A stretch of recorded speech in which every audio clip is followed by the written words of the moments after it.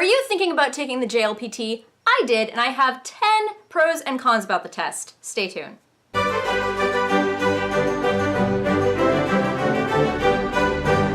This is my handy dandy little piece of paper saying that I have passed level N2 of the JLPT. I took the test, oh god, it was in 2011, so almost 7 years ago as of the time that I'm recording this video. I had heard about the test, and I hadn't had any other certifications in Japanese language other than a minor in Japanese as part of my BA.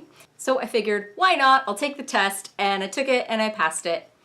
Now I see a lot of people talking about the JLPT and what level you should go for and what levels are important, etc.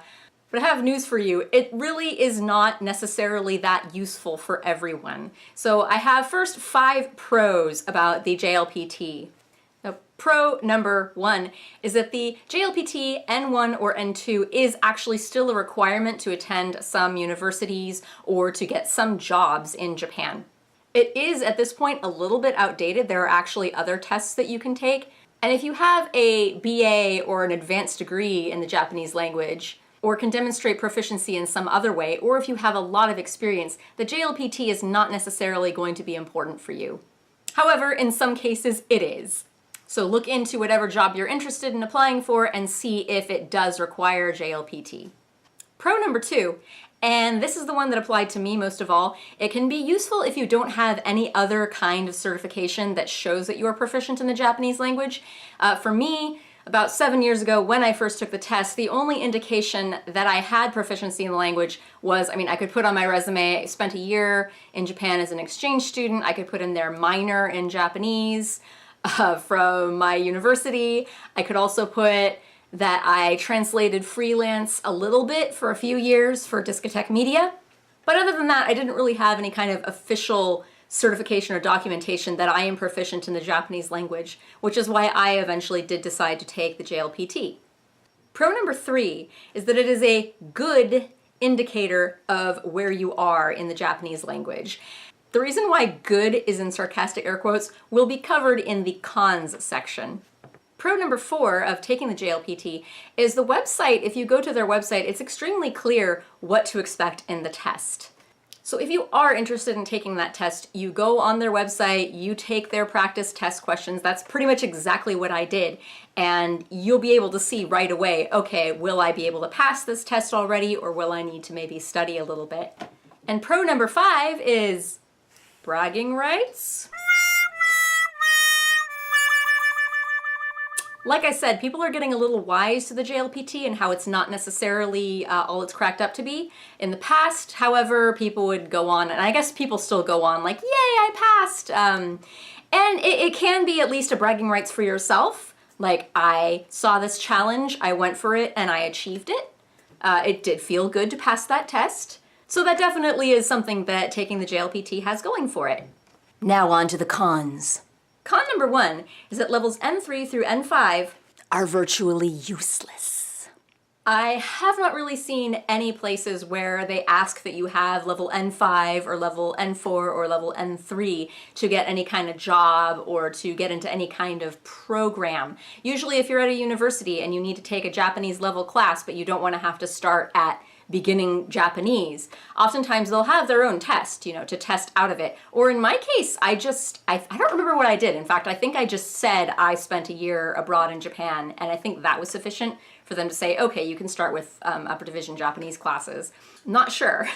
But yeah, levels 3 through 5 are kind of pointless. Con number 2, and this is a biggie for me, I feel that the JLPT does not really test actual fluency. So I feel that the design of the JLPT is lacking in many ways. One is that it has a reading section and it has a listening section. However, it does not even have a speaking section or a writing, like composition section. So it tests how well you understand Japanese, but it doesn't test how well you can produce Japanese, which to me isn't really true fluency. It actually is a pretty good indicator for a translator, someone like me who only goes from Japanese to English, Japanese to English, Japanese to English. But it's not going to be a very good indicator for fluency, I feel, for companies that are hiring people to work for them, not necessarily as a translator, but just as a person working for them. And I feel it just has a lot of problems the same way that standardized tests do in the US that kids have to take, where you're just kind of studying just for the test itself and not for actual use of the language. You're learning these just isolated vocabulary words and kanji and not necessarily really understanding the essence and being able to use them.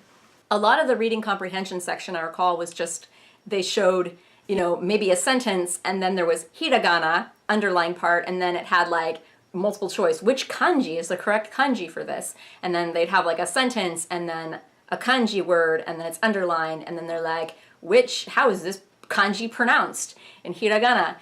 I don't know, I feel like the design of the test could be so much better.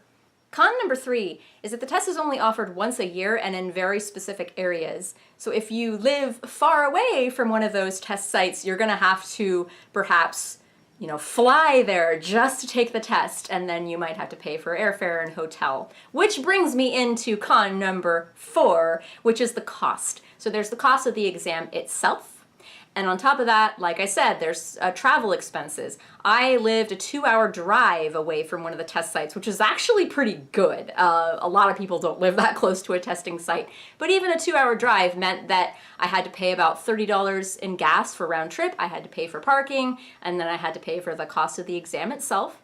And then there are people who want to study more for the exam, and there are books out there and things that you can buy to help you study for this exam.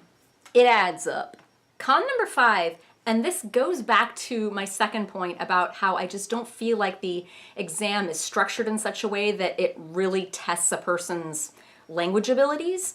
If you just study and study and study and study for the test, and I've seen and heard lots of people when they talk about the JLPT, they talk about buckling down and just studying and studying and studying and studying, and then yay, I passed the test. But I feel like if people just study and study and study and study and they just cram and memorize all these vocabulary words and kanji, are they really going to retain that? I feel like if you had to study for this test, it doesn't count that you passed it. I feel like it should only really be a good indicator of where you're really at in the language if you don't even have to study for it, if it's knowledge that you really have in you for the long term and not stuff that you had to cram for.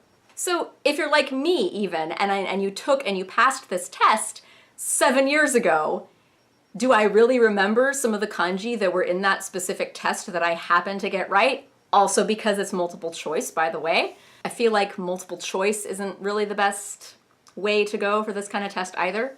It's something to think about. Yes, maybe passing this will get you a job, but will the act of studying for it and actually taking the test really improve your personal working knowledge of the Japanese language? In case you haven't guessed, I say the answer is no.